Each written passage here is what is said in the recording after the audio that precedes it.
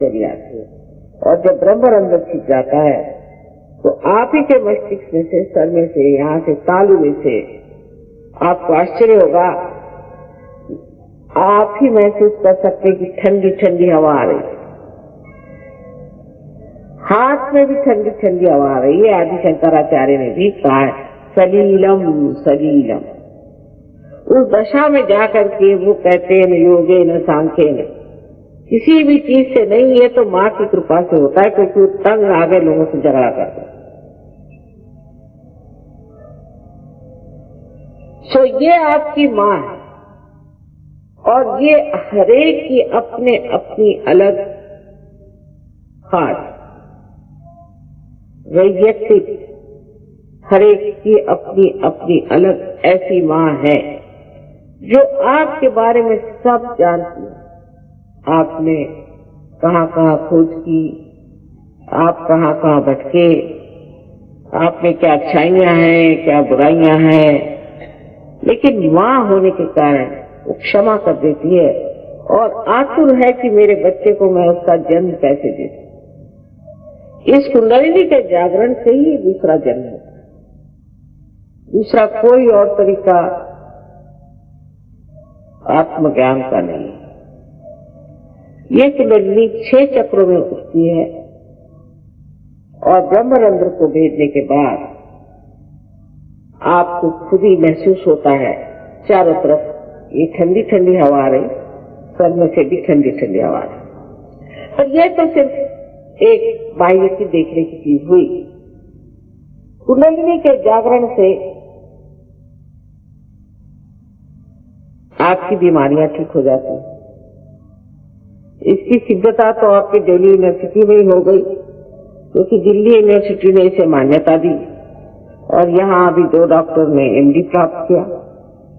उन्होंने इस पर रिसर्च किया और वो हैरान हो गए कि एक आदमी जो सहयोग करता है और जो सहयोग नहीं करता है, उसके शारीरिक सौष्ठव में भी, उसके शारीरिक शक्ति में और दूसरे आदमी के शारीरिक शक्ति में ही बड़ा अंतर है। और भी जो साइकोसोमैटिक जो कि असाध्य रोग है उस पर भी मेहनत की गई है और उस पर भी देखा गया इससे असाध्य रोग ठीक होते हैं।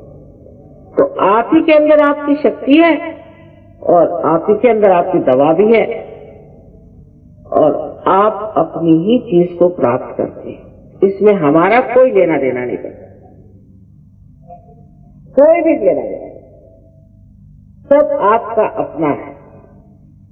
जब आप अपनी ज्योति को प्राप्त कर लेते हैं तो आप भी दूसरों को जागरूक कर सकते हैं और आप भी दूसरों को ठीक कर सकते हैं। आप भी उनकी बीमारियां ठीक कर सकते हैं, क्योंकि जैसे जागृति होती है बीमारियां ठीक हो जाती हैं। बहुत सारे असाध्य रोग सहयोग से ठीक हुए हैं इस 19 साल में हमने देखे, लेकिन अधिकतर बीमार लोगों का ऐसा हाल होता है कि जब तक ठीक हुए बस भाग खड़े जाते। तो ये नहीं सोचते कि हमें प्रकाश मिला है तो हमको भी दूसरों को देना चाहिए। तो परमात्मा भी ये सोचते हैं कि ऐसे लैंप जो जलने नहीं वाले तो उसको ठीक करने से फायदा क्या, और दीप जला के कोई टेबल के नीचे नहीं रखता है, उसको ऊपर रखना चाहिए जिससे दुनिया को फायदा हो। दूसरी बात, जो मानसिक क्लेश, मानसिक तकलीफें जो हमें होती है, इस तरह से बहुत से लोग हैं उन्हें डिप्रेशन आ जाता है, साइकोलॉजिकल, कोई होते पागल हो जाते हैं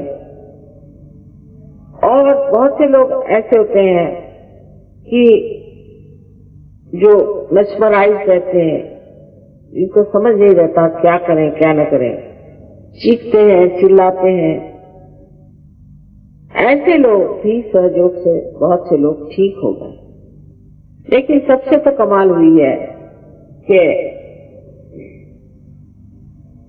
सबसे कमाल तो हुई है कि जो लोग ड्रग लेते हैं, विलायत में हजारों सहयोगी हैं, हजारों, 30 देशों में ये कार्य हो रहा है। और बहुत से लोगों ने आज आत्म साक्षात्कार को प्राप्त किया और कल से छोड़ दिया। आपके दिल्ली शहर में भी बहुत से लोग जो शराब पीते थे, बहुत ज्यादा शराब के बगैर चैन नहीं। मैं नहीं कहती आप शराब मत पियो, नहीं तो आधे लोग उठ के चले जाएंगे, लेकिन थोड़े हमारे गली में आइए तो शराब छूट जाएगी अपने आप। मैं कभी नहीं कहती, क्यों कहें, जबकि कहने से लोग भाग जाते तो बेहतर है न कहें। अगर कोई आदमी अपने हाथ में सांप लेके खड़ा है, उससे कभी तेरे हाथ में सांप है और अंधेरा है, वो तो बुझा जाएगा, नहीं सांप क्यों है, आप कौन से बड़े समझाने वाले, रहने दीजिए अपनी अकल। उसी वक्त आप लाइट लगा दीजिए, फौरन सांप छोड़ देंगे। ऐसी चीज, क्योंकि मनुष्य स्वतंत्र हो जाता है असली माने, उसको किसी भी प्रकार की चीज दबा नहीं सकती। कोई भी आदत उसके व्यक्तित्व को अपने मुट्ठी में नहीं ले सकती। ऐसा आदमी अपनी स्वतंत्रता में, अपने गौरव में खड़ा रहता है। उसको किसी चीज की न गरज रह जाती है, ना किसी का भय रह जाता है। वो अपने मस्ती में रहता है। जैसे कि कबीरदास जी ने कहा कि फिर मस्त हुए फिर क्या बोले। आज न जाने क्यों कबीरदास जी की बड़ी याद आ रही है। वो भी दिल्ली आए थे, बड़ी मेहनत कर गए। शायद होगी इन सब संत साधु औलिया, निजामुद्दीन साहब यहाँ हो गए, बड़े बड़े औलिया भी हो गए। इन सब की मेहनत से ही शायद आप लोग आज यहाँ पधारे हैं अपने आप को साक्षात्कार के लिए। उन सबको याद करके यही सोचते हैं कि आज वो भी सोच रहे होंगे कि जो हमने इतनी मेहनत की, यहाँ पर इतना हमने चैतन्य फैलाया, लोगों से इतनी बातचीत की, उसका आज फल मिल रहा है। क्योंकि फल पाने का समय आ गया। ये समय ऐसा है कि ये समय हजारों वर्ष पूर्व बताया गया था कि ऐसा समय आएगा, और आज ये समय आ गया कि हजारों फूल बाग में खिल रहे हैं। पहले तो एक ही दो फूल खिलते थे, लेकिन आज हजारों फूल खिले हुए हैं, और संसार में रह करके ही आप इसे प्राप्त हो सकते। संसार से भाग कर नहीं, संन्यास की बात करने से नहीं, संसार में ही रह करके आप इसे प्राप्त कर सकते हैं।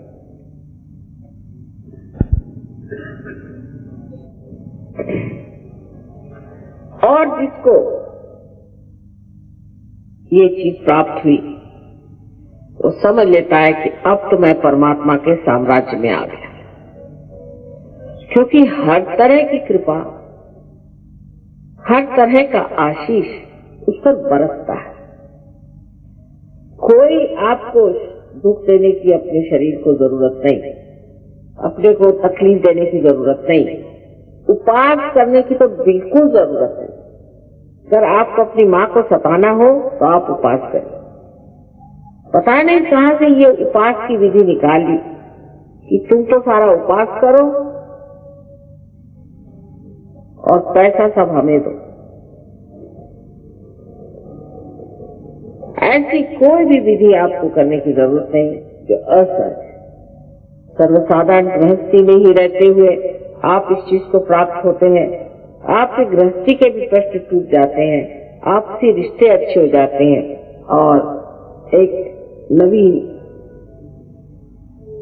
तरह की एक शय आप बन जाते हैं। लेकिन हम तो कहें कि ऐसी तो पूरी जमात की जमात तैयार हो रही है। बिस्मिल्लाह खान साहब आए थे स्विट्जरलैंड में, उन्होंने देखा वहां पे यूरोप के सारे सहयोगी बैठे थे, एक कान से उनका सुन रहे थे। कहा कि माँ ये आपने बनाया कैसे, इनको किस तरह से ये सब समझ में आ रहा है, और ये किस तरह से हमें सुन रहे हैं, और ये इतनी शुद्ध हिंदी भाषा में किस तरह से हिंदुस्तानी गाने गा रहे हैं। मैंने कहा भाई देखो, ये अब हो गए आत्मा स्वरूप। तो आपका मतलब ये खालिस हो गए? मैंने कहा हाँ खालिस हो गए। मैंने कहा मैं खालिस्तान बना रही हूँ। तो कह लगे वो लोग क्या बना रहे हैं? मैंने कहा उनसे जाके पूछो ये खालिस्तान, क्या लोग खालिस हो? इसी का वर्णन किया गया है। जो बताते हैं इसी का वर्णन किया गया है। और सारी दुनिया की जितनी भी परेशानियां हैं, जितनी भी आफतें हैं, वो मनुष्य ने ही बनाई है। इसलिए उसके परिवर्तन की बड़ी आवश्यकता है, बड़ी जरूरत है। जब तक मनुष्य नहीं बदलेगा तब तक आपका संसार ठीक नहीं हो। इस परिवर्तन की क्या कहेंगे कि हमने देखा जो लोग हाथ में हमेशा क्रोध लिए घुमा करते थे, वो हाथ में प्यार का ध्यान लिए घूम रहे। आपको देखना चाहिए कि सहयोगी जो इंग्लैंड में है, जो कि इंग्लिश लोग जिनको हम सोचते हैं कि बड़े राक्षसी होते हैं, वो जब यहाँ आते हैं तो इस भारत माता की थोड़ी सी धूल अपने सर पर चढ़ा देते। ये योग भूमि है। इस भूमि से ही हमें ये आत्मदर्शन हुआ। और जब देहातों में जाते हैं तो गरीब बेचारे देहात में, बहुत सारे गरीब देहाती अभी सहयोगी हैं, ऐसे उनसे गले मिलते हैं, ऐसे प्यार से उनसे बात करते हैं, ऐसे पकड़ पकड़ के रोते हैं कि पता नहीं कितने जन्म के ये भाई आपस में मिल गए। और देख देख कर ऐसा आनंद होता है। ये प्रेम का सागर, ऐसी दुनिया अब बन गई है। मैं रोज ही देखती हूँ इस तरह की दुनिया बनते हुए। मैं तो सोचती हूँ कि दिल्ली शहर में भी ऐसी दुनिया बस जाए। इसकी बहुत जरूरत है, जहाँ मनुष्य अपने परिवर्तन को देखे, अपने आनंद को देखे। इस आत्मा के ज्ञान से मनुष्य सत्य को जानता है, केवल सत्य को। और जब उसका चित्त आलोकित हो जाता है तो ऐसे इंसान की एक नजर भी काफी है कि आपको शुभ आशीर्वाद दे। ऐसा आदमी जहाँ खड़ा होगा वहाँ शांति हो जाएगी। जिस घर में जाएगा वहाँ शायद आ जाए। जिसके सर पे हाथ रखेगा उसका भला हो जाएगा। क्योंकि अपने हित के लिए ही परमात्मा ने ये सुंदर सी चीज हमें दी हुई है। और इस चक्र के भेदन से ही आप इसे प्राप्त होते हैं। कृष्ण की जो दूसरी बात उन्होंने कही कि भक्ति में तुम जो कुछ दोगे उसे स्वीकार ही होगा, लेकिन भक्ति अनन्य होनी चाहिए। देखिए कितनी कमाल की बात है। एक शब्द पे नचा रखा है दुनिया को, अनन्य माने जब दूसरा न हो। ये कब हो सकता है? आप यहाँ बैठकर हरे रामा हरे कृष्णा करते रहिए तो गला फट जाएगा और कैंसर हो जाता है। भगवान का नाम रखते रखते रखते रखते आदमी पकड़ा जाता है।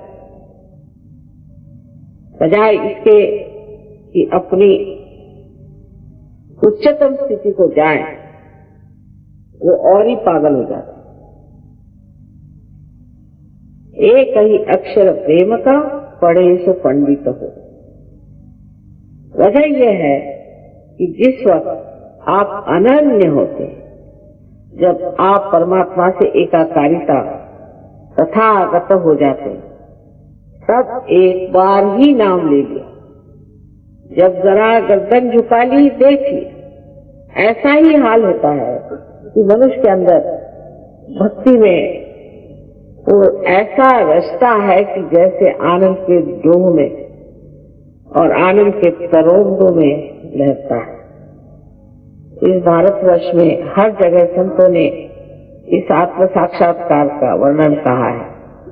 नामदेव से बड़े भारी महाराष्ट्र के कवि थे और बाद में वो जब पंजाब में गए तो नानक साहब ने उनको पहचाना, बड़ा उनका आदर किया और उनके भी बहुत सारे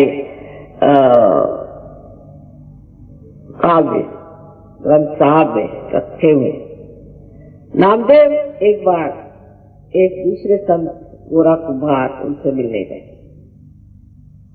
जब गोरा कुम्हार मानेंगे कि जो उनका मराठी कुम्हार कहते हैं, जिसे हम लोग कुम्हार कहते हैं, जो कि ये बनाते हैं घड़े वगैरह, मिट्टी जो से घड़े बनाते हैं, उनको देख के वो कहते हैं कि मैं तो निर्गुण को मिलने आया था।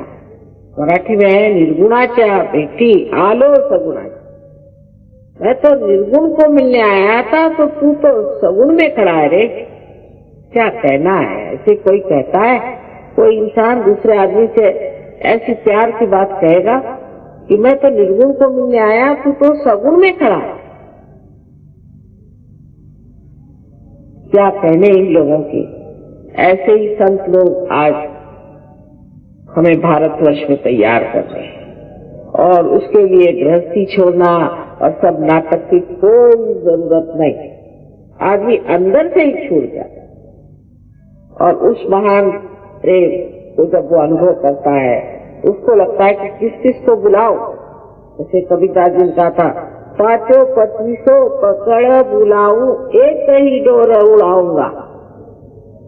सारे मिलन के गाने इन लोगों ने गाए, हमारे यहाँ महाराष्ट्र में भी और इधर में बंगाल में भी और दक्षिण में भी, हर जगह मैं जाती हूँ। अभी गई थी गुजरात, वहाँ भी सारे संतों ने सारे वातावरण में ये गूंजा रखा है कि आत्म साक्षात्कार को प्राप्त करो और संत बनो। और ये बनना कोई मुश्किल नहीं है। आज समय आ गया है, आप लोग बड़े भाग्यवान हैं कि इस समय में आप आए, और हम भी बड़े भाग्यवान हैं कि आपके आते हम भी आ गए, जिससे कि ये कार्य घटित हो रहा है। हजारों की तादाद में लोग इसे प्राप्त करते हैं। लेकिन पहले ही से आप अगर ये सोचे बैठे कि मैं बड़ा पापी हूँ, मैं बड़ा दुष्ट हूँ, तो मेहरबानी से अपने जूतों के साथ उसे बाहर रखें। ये सब आपके दिमाग में किसी ने भरी हुई बातें, बेकार। आखिर गलतियां मनुष्य ही कर सकता है, परमात्मा तो नहीं करने वाले गलती। तो इतना अपने से नाराज नहीं होना चाहिए। उससे ये चक्र पकड़ जाता है जिसे हम लेफ्ट विशुद्धि कहते हैं, और ये चक्र पकड़ने से स्पॉन्डिलाइटिस हो सकता है, एंजाइना हो सकता है, दुनिया भर की बीमारी हो सकती है। सबसे बड़ी बात है कि आत्म साक्षात्कार नहीं। तो सबसे पहले अपने प्रति प्रसन्न हो। आपने कोई गलती नहीं की, आपने कुछ भी किया हो, इस समय आप भूल जाइए। और इस छोटे से समय में जो कुछ भी कहना था तो मैंने कह दिया। कारण ये है कि ये ज्ञान हजारों टेप्स में बंधा हुआ है, लेकिन वो खत्म ही नहीं होता। तो बेहतर है कि हम समझ लें, जैसे इस लाइट को जलाने के लिए एक स्विच है, उसको जलाने से सब जल जाता है, उसी प्रकार हमारे अंदर भी कोई स्विच है जो परमात्मा ने बनाया। नहीं तो अगर मैं आपको पहले ही बताने लगूं कि बिजली कहाँ से आई, इसको किसने बनाया, इसका इतिहास क्या, फिर दिल्ली में कहाँ है, फिर उसका मैकेनिक क्या, तो आप उठ के सब चले जाएंगे, आपको सर दर्द होगा। पहले आप प्रकाश को प्राप्त कर ले, फिर आगे की बात करें। अब सबने मुझे मना किया कि आप प्रश्न पूछने के लिए लोगों को मना करें, क्योंकि ज्यादातर प्रश्न बड़े उटपटांग होते हैं। मुझे कभी कभी लगता है कि ये लोग यहाँ अपना हित करने आए हैं या सबका अहित करने आए, और न जाने क्यों इतने झगड़ालू तरीके से बातचीत करते हैं, जैसे कोई पार्लियामेंट लगी हुई है। जैसे आज पार्लियामेंट में झगड़ा हो रहा, हम तो आपको आपकी चीज देने आए हैं, उसमें झगड़े की कौन सी बात। अगर हमने कहा कि ये बात है, तो एक जैसे एक धारणा दी आपके सामने, एक हाइपोथेसिस है, तो आपको देखना चाहिए कि ये धारणा सही या नहीं। अगर घटित होती है तो फिर मानना चाहिए, अगर आप ईमानदार आदमी हैं तो, क्योंकि सब अगर आपके कल्याण ही के लिए हम कर रहे हैं, तो इसमें झगड़े की बात कौन सी। ये तो ऐसा ही हुआ कि आदमी अपनी नाक मुंह को नोच ले, तो उसको झगड़ने की आदत। इसलिए इन्होंने मना किया हुआ है सबने कि माँ आप प्रश्न मत पूछिए, बिल्कुल हम लोग बिल्कुल उसके विरोध में। देखिए हम तो माँ है ना, हम जानते हैं कि खोपड़ी कहीं कहीं घूम ही रही है। तो इतना ही कहूंगी कि कुछ प्रश्न हो आपको तो आप लिख दीजिए, और कल भाषण में मैं उसका सब उत्तर व्यवस्थित रूप से दे दूँ। आपको कोई भी प्रश्न हो आप पूछिए। वैसे तो यहाँ पर दिल्ली में बहुत से सेंटर्स हैं और अब एक आश्रम भी बन गया। सबसे पहला आश्रम दिल्ली में ही बना है। वहां कोई रहेगा कि नहीं ये पता नहीं, लेकिन कम से कम एक आश्रम बन गया है और उस आश्रम में हम लोग प्रोग्राम इनका होता है, सेंटर है, और वहां सबसे बड़े निपुण लोग कहना चाहिए जो कि सहयोग में हमको समझते हैं कि बहुत निपुण है, वो लोग कार्रवाई करते हैं। और एक बार जागृति होने के बाद सिर्फ ये समझ लेना चाहिए कि इस जागृति का जो कनेक्शन है वो ठीक से फिट बैठ जाए, बस। उसके बाद आप देख लीजिए कि आप क्या कमाल की चीज है। जैसे किसी देहात में जाइए और वहां आप टेलीविजन ले जाइए और उनसे कहिए कि इस डब्बे में ही आप देख सकते हैं सारी दुनिया की, तो कहेंगे क्या बात कर रहे हैं, ऐसे कैसे हो सकता है? तो वो जानते नहीं ना उसके बारे में, ऐसे हम भी अपने बारे में नहीं जानते, पर जब कनेक्शन लग जाता है तो हैरान हो जाते हैं। तो आप क्या हैं, आपका गौरव क्या है, आपकी शक्तियां कितनी हैं, आप कितनी महान चीज है, उससे आपके आत्मदर्शन से ही, उस प्रकाश में ही आप जान सकते हैं। इसके अनेक अनेक चमत्कार कहिए या कहें लाभ, जो भी से कहें, सिर्फ मैं इतना ही कहूंगी कि आप एक ऐसा मानव बन जाते हैं कि जो संसार की सारी शांति का, आनंद का एक स्रोत हो जाए। आपके सारे ही प्रश्न साथ ही साथ भी हल हो जाते।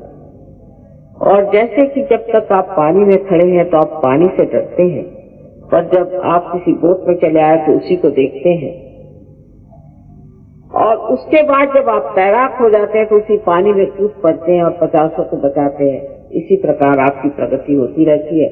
पहले आप निर्विचार होते हैं, फिर आप निर्विकल्प हो जाते हैं, और उसके बाद एक आप पक्के सहयोगी होकर के दुनिया का कल्याण करते हैं। इसके लिए कोई पैसा नहीं, इसके लिए हमारा कोई ऑर्गेनाइजेशन नहीं है, हमारी कोई संस्था नहीं है, सिर्फ आप हमारी संस्था है और इसमें कुछ बनना पड़ता है।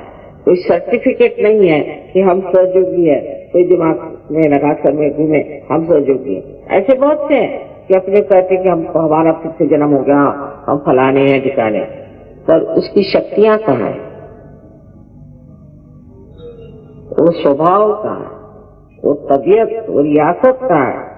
ये तो अच्छा है कि बगैर किसी रियासत के आप कहें कि हम बड़ी रियासत वाले, उसी तरह की चीज हो गई। अगर आप हैं तो साक्षात होना चाहिए, दिखना चाहिए, लोग समझना चाहिए। तो इस चीज में आप सिर्फ ईमानदारी बरतें और अपने प्रति बहुत प्रसन्न चित्त हो, अपने को कोई दोष या न लगाए, तो ये कार्य हो सकता है।